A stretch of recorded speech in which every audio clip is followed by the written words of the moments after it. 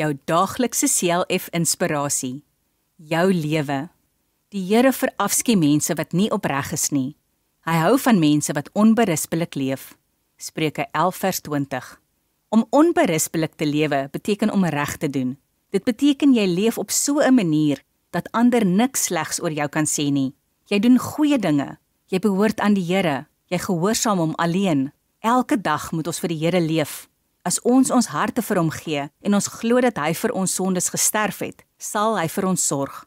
God hou van mense wat opreg lewe. Dis nie aldag maklik om God se pad te loop nie. Daar is so baie versoekings wat oor ons wegkom. Solank ons aan die Here behoort, sal die duiwel altyd probeer om ons van hom af weg te kry.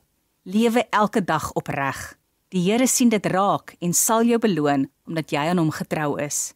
Wat sal daardie beloning dan wees? Om te hoor, mooi so, goeie en getroue dienskneg.